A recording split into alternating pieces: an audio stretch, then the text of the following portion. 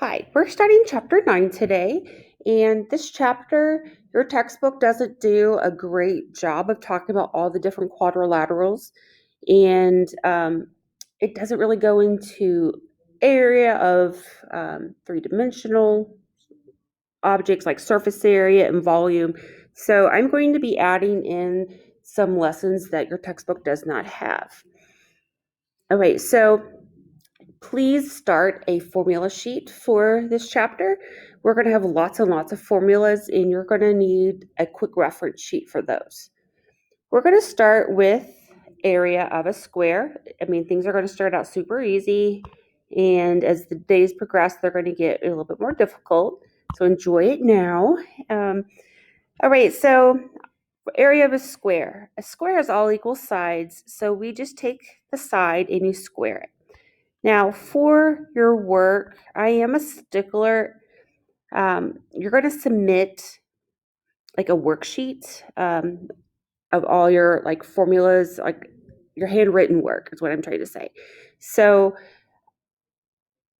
even if it's basic, I need you to write down how you get your answer. So I know we all know 7 squared, but you're going to write down how you got your answer.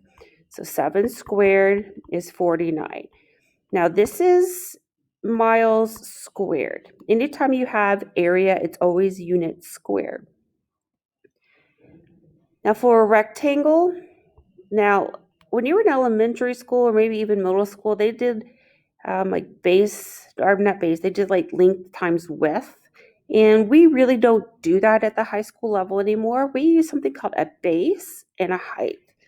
Now, it's very important that you understand a base and height always come together and form a right angle.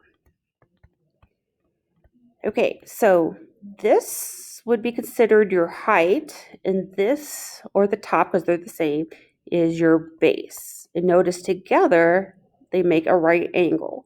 And we're going to keep using the base and height for lots of different formulas. So make sure you write this down. And again, on your work page, you're going to write down how you get your answer, and then you multiply it out and get yards squared.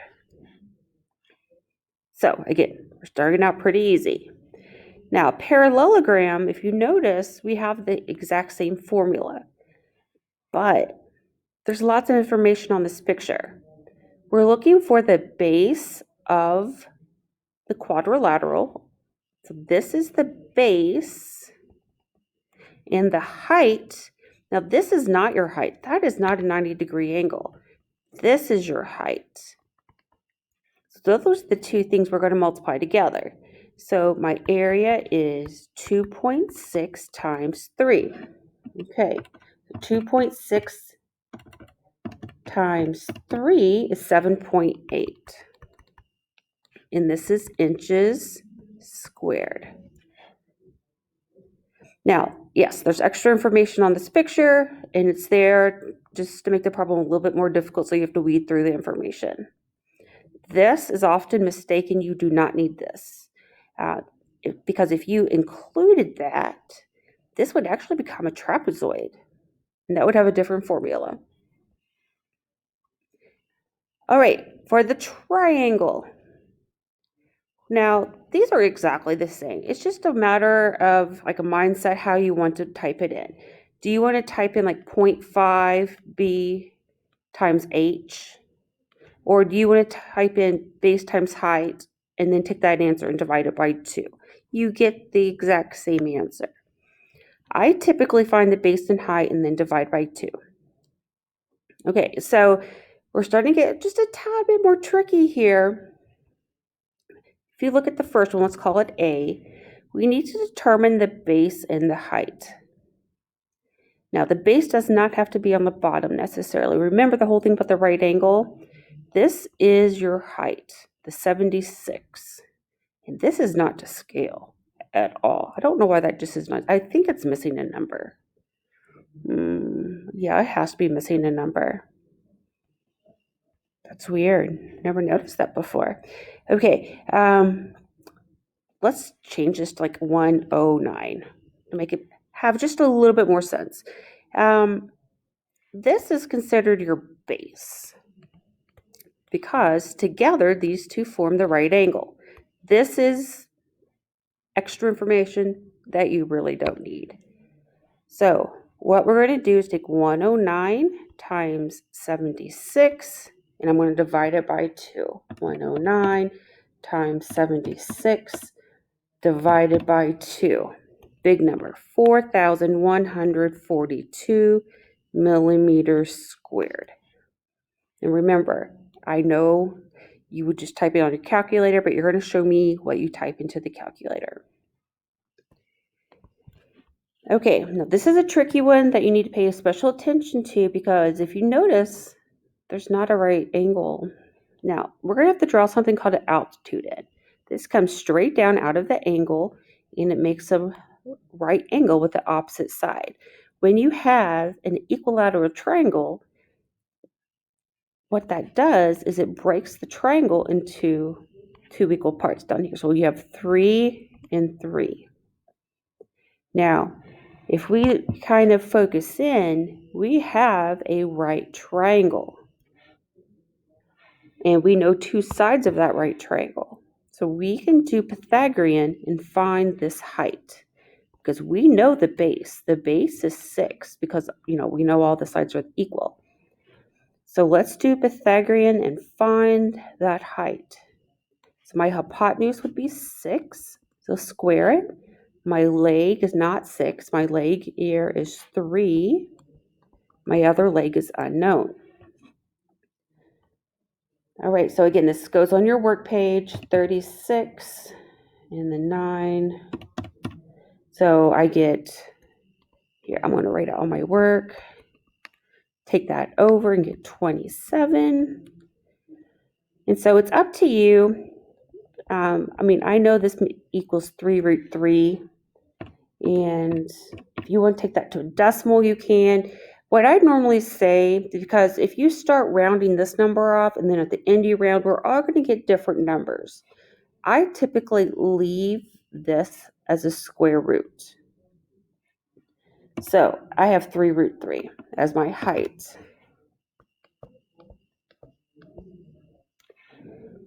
Okay, now we're not finished. We have to go back and we're going to do base times height over 2. So my base is 6, my height is 3 root 3, and it's all over 2. Okay, so when you multiply this, it's really quite easy. You do 6 times 3, which is 18, and then the root 3, there's nothing to multiply it by, and then your denominator's 2. Now, this 2 is not inside of a square root, so we can only simplify it with numbers outside the square root. So it's going to simplify with this 18 only. So 2 goes into 18 9 times. So it's 9 root 3. Let me scoot this up. Okay, now we have a trapezoid. Again, it doesn't matter. This is the formula that most places you will look will give you. This formula over here is the exact same thing. You might put a bracket around that. Now we'll get to these formulas in a second. Let's look at this diagram. The bases are the parallel sides. So this is a base and this is a base. Now we have to choose which one is the height. The height makes the right angle. So this is your height. This is extra information. We don't need that. So we're going to go, and when the formulas start getting a little bit more complicated, especially with our next lesson, I'm always going to write them out and then fill them in. So my height is 3.6. My bases are 8.4 and 4.2, and that's over 2. Okay, so no matter how you do this, type it into your calculator, and let's see if we get the same answer.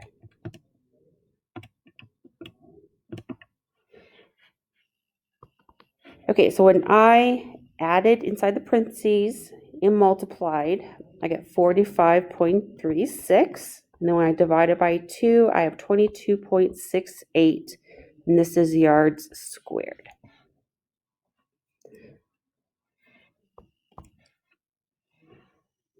All right, we're moving on to a kite. D stands for diagonal. Okay, so it's the entire length of the diagonal. So let's call this one A and this one B. So the length of this entire diagonal is 12. And it doesn't really matter which one's D1 and which one's D2. And it just so happens that the length of this diagonal, 6 plus 6, is also 12. That's just a lovely coincidence. So we're going to take the length of our two diagonals, multiply them together, and divide by 2. So 144 over 2 equals 72. And it doesn't provide a unit, so I'm just going to say U squared. And U stands for units. Now, we went from a super easy one to one where you have to work for just a little bit more. We know this diagonal. 12 plus 8 is 20. Now, what about diagonal 2? We don't know anything. Okay, now, something about kites. Whenever the diagonals intersect, it forms a right angle. So just like on the problem we had before, we're going to be able to focus in on this triangle, and that is a right triangle, and find that value. So we need to determine where the hypotenuse is located. So the hypotenuse is across from the right angle, so that is 13 equals 12 squared plus x squared. So 169 equals 144 plus x squared. 169 minus 144 is 25. And then square root both sides, and x is 5. Okay, so whenever you have a kite, let's get to here. These two little segments going this way are equal. Now, obviously, the 12 and the 8 are not equal, but going the opposite direction, those are always equal. So we know those are both 5. So that means diagonal 2 is 10. So for my area, 20 times 10, all over 2. So 200 divided by 2 is 100. And then I'm just going to say units squared. All right, moving on to a rhombus. All right, so this formula should look familiar. Now, here's the situation. Is this formula going to work for a rhombus? Now, what we have to consider is sometimes you have information given to you and you might have to use a different formula. So what kind of shape besides a rhombus is this? A rhombus, think of the family tree. A rhombus is actually a parallelogram, right? So we could use the parallelogram formula. So what is that? Parallelogram formula is base times height. Do we have enough information for base times height? And we do, right? So for this one, I would say, okay, all sides are equal, so I know this base is 5.8.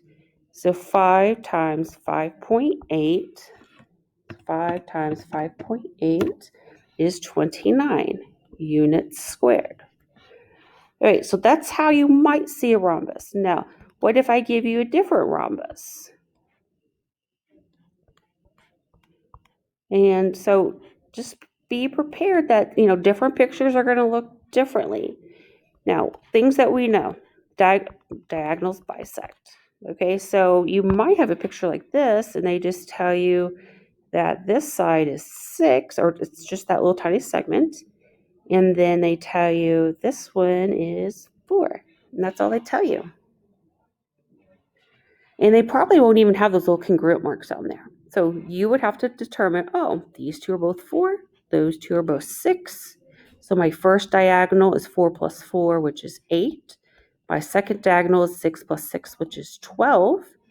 So for my area, I'm going to do 8 times 12 over 2. So 8 times 12 is 96 over 2 is 48 units squared. You want to fix that.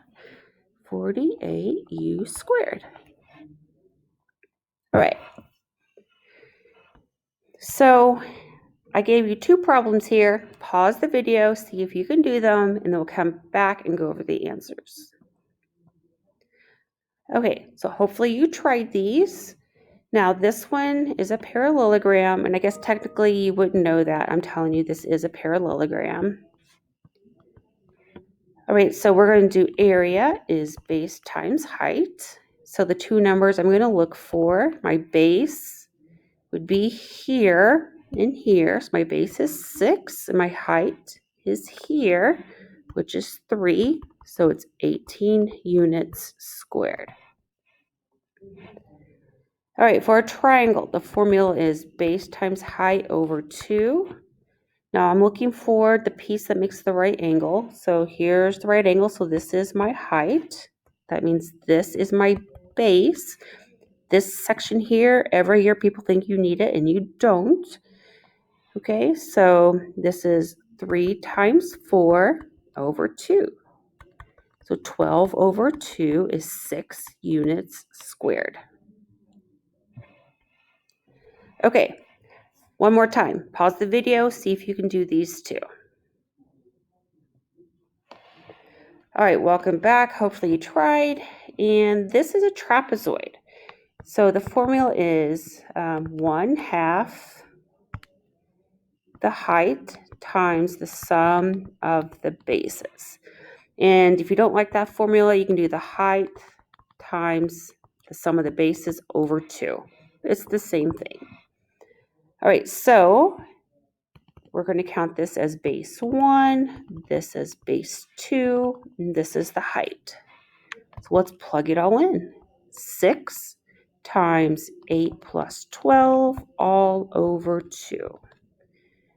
So 6 times 20 over 2, 120 over 2 is 60 units squared.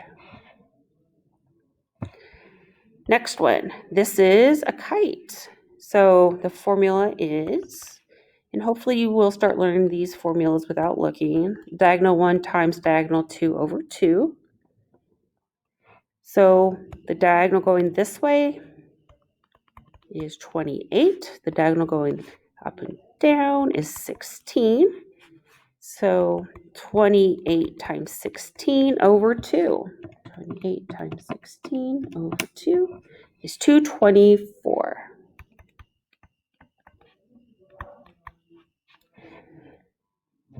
Good. All right, so that's my lesson, Core 40 style. Now, we're going to quickly look at what the book says for lesson 9.1. So there are a couple theorems or postulates. The first one is the area postulate, which is postulate 8. So every polygonal region has a positive number such that congruent triangles have equal areas, and that the areas of polygonal regions is equal to the sum of the area of the non-overlapping parts. All right, did you understand any of that? Probably not. All right, so the first one, that one's easy. Congruent triangles have equal areas. All right, so if you're ever trying to prove congruent triangles have equal areas, you're just going to use postulate 8. Now, the second one is something that, you did all the time in like middle school or late elementary school. Like if you have a shape like this and you had to find the area, you might break it into like you found the area of this shape, and then you found the area of this shape, and then you added the area of both together. So if the area was here 100 and the area here was 20, you would add those together to get 120 because you found the areas separately, they're not overlapping, and you added them together. And sum means add. So whenever you break apart a problem and then add them all together, that's the area postulate. That's all it means. It just sounds really difficult. So we're going to introduce some Greek letters. So this little symbol means area. I know it kind of looks like an A. When I was in college, my professor just wrote them like this. Kind of looks like a fish. And then this symbol represents perimeter. And so they just kind of look like that. So when you see those, you have to know what they mean. So the area postulate is represented here. And let's learn how to read this. So the area of triangle ABC, so that is this orange one, is equal to the area of triangle CDA, which is this purpley one. So the area of the four-sided figure ABCD is equal to the sum of the orange plus the purple. So this step here, you're using the area postulate. So that's how you would see it. Now, lesson 7.2 in your textbook talks about squares and rectangles. Now, I already gave you these formulas. If you're doing a proof, you will need to use the correct postulate number. So the area of a rectangle is the product of its base and altitude. Now, when I talked about it earlier, I didn't use the word altitude. The word altitude means height. So the thing I don't like is the formula is not written out. So let's write it out. The area is base times height. Again, that's review. We talked about it earlier today. And again, this was the first thing that we did. The area of a square is the square of a side. So you take the side and you square it. Okay, so again, I'm trying to do it from Core 40 and honor style and kind of meet in the middle. All right, lesson 9.3. Now, we're not really doing 3 lessons. It's just, I don't know why it's all spread out. It's weird. Triangles. We talked about those already. So the area of a right triangle is half the product of its legs. Okay, let's look at this. When you label a right triangle, you know that the 2 sides that come together to make the right angle are both legs, and this is your hypotenuse. So the area of a right triangle is half of your leg times your leg, which, I mean, of course, that makes sense because the formula is base times height over 2, and the 2 legs come together and make that right angle. So again, when you're doing a theorem or a proof, if it's about a right triangle, you got to use theorem 38. That's supposed to be a triangle. All right, theorem 39. The area of a triangle is half the product of the base and the corresponding altitude. Again, we know altitude means height. This is that formula that we've already discussed. And the corollary, triangles with equal bases and equal altitudes have equal areas. So I already have these 2 little pictures drawn for you. If you notice, they both have the same base and they both have the same height.